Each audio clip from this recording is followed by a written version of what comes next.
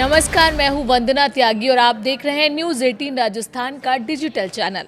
आज बात करेंगे तृणमूल कांग्रेस यानी टीएमसी के भीतर चल रही उठापटक की और कैसे ये पूरा घटनाक्रम संसद में एनडीए के लिए बम्पर फायदा साबित हो सकता है। तृणमूल कांग्रेस में इन दिनों सब कुछ ठीक नहीं चल रहा। पहले विधायक और अब सांसद भी ममता बनर्जी का साथ छोड़कर जाने को उतारू दिखाई दे रहे हैं। लेकिन जो स्थिति टीएमसी के लिए संकट बनती दिख रही है, वही संसद में नेशनल डेमोक्रेटिक अलायंस यानी एनडीए की ताकत बढ़ाने में अहम भूमिका निभा सकती है। जुलाई के तीसरे हफ्ते में संसद का मानसून सत्र शुरू होने वाला है। चर्चा ये है कि सरकार इसी सत्र में एक बार फिर से परिसीमन बिल को संसद में पेश कर सकती है। ये वही बिल है जो अप्रैल में संसद में गिर गया था, क्योंकि सरकार के पास इसे पास करवाने के लिए जरूरी 2/3 बहुमत नहीं था। माना जा रहा है कि अब टीएमसी में चल रही बगावत का सीधा फायदा एनडीए को मिल सकता है। परिसीमन बिल और महिला आरक्षण का समीकरण। परिसीमन बिल, जिसे संविधान 131वां संशोधन बिल माना जा रहा है, साल 2026 से जुड़ा हुआ है। इसके साथ महिला आरक्षण से संबंधित संविधान संशोधन बिल भी जोड़ा गया था। अप्रैल में जब ये बिल संसद में आया तो 2/3 बहुमत नहीं होने की वजह से ना तो परिसीमन बिल पास हो पाया और ना ही महिला आरक्षण वाला संविधान संशोधन बिल आगे बढ़ सका। लेकिन अब तस्वीर बदलती नजर आ रही है। तृणमूल कांग्रेस के अंदर उठी बगावत की आवाजें एनडीए के लिए फायदे का सौदा साबित हो सकती हैं। टीएमसी के बागी सांसद और एनडीए की मजबूती। लोकसभा में टीएमसी के कुल 29 सांसद हैं। दावा यह है कि काकोली घोष दस्तीदार की अगुवाई में इन 29 में से करीब 20 सांसद एक अलग गुट बनाने और एनडीए को समर्थन देने को तैयार है। अब जरा इसे संख्या के हिसाब से समझते हैं। 543 सांसदों वाली लोकसभा में 2/3 बहुमत का आंकड़ा 362 होता है। इस समय एनडीए के पास 293 सांसदों का समर्थन है। वहीं बसीरहाट, शिलोंग और नौगोंग सीटें मौजूदा सांसदों के निधन के कारण खाली हैं, यानी प्रभावी सदस्यों की संख्या घटकर 360 रह गई है। ऐसे में 2/3 बहुमत का लक्ष्य भी व्यावहारिक तौर पर थोड़ा बदल जाता है। इन 360 में से एनडीए के पास फिलहाल 293 सांसदों का समर्थन है। अगर टीएमसी के 20 सांसद वाकई एनडीए के साथ आ जाते हैं तो ये आंकड़ा बढ़कर 313 हो जाएगा। तमिलनाडु की सियासत और डीएमके के रुख पर भी नजर है। उधर तमिलनाडु की राजनीति भी इस पूरे समीकरण में एक नया एंगल जोड़ती है। वहां विजय की सरकार को कांग्रेस का समर्थन मिलने के बाद डीएमके काफी नाराज बताई जा रही है।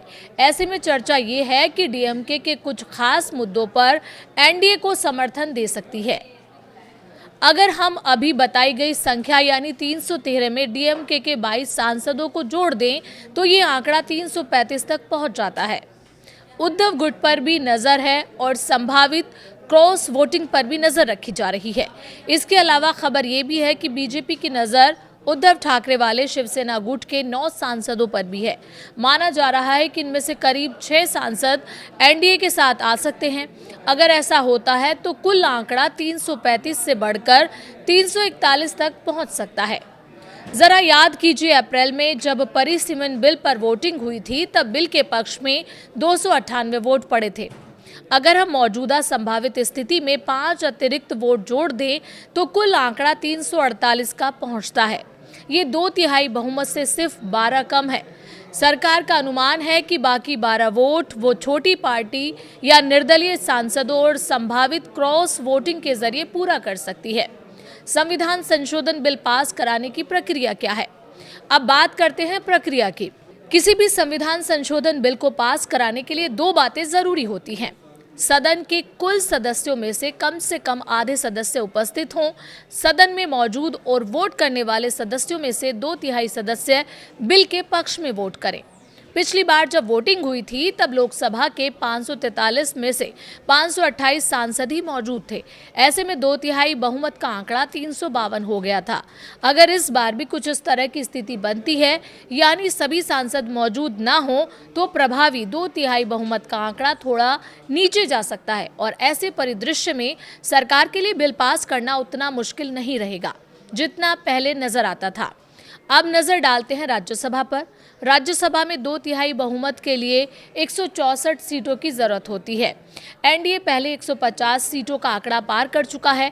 ऐसे में अगर कुछ सहयोगी दल या बाहर से समर्थन मिलता है तो यहाँ भी 2/3 बहुमत तक पहुँचना बहुत मुश्किल नहीं दिखता।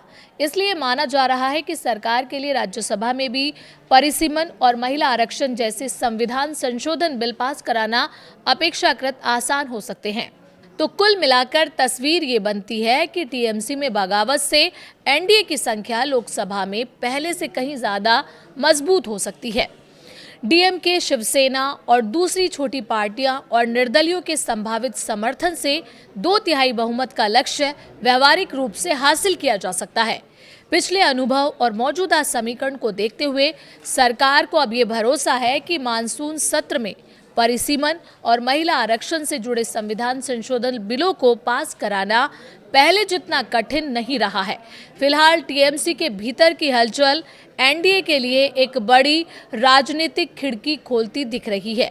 ये खिड़की 2026 के लिए परिसीमन, महिला आरक्षण और आने वाले चुनावी नक्शे तीनों को नया आकार दे सकती है।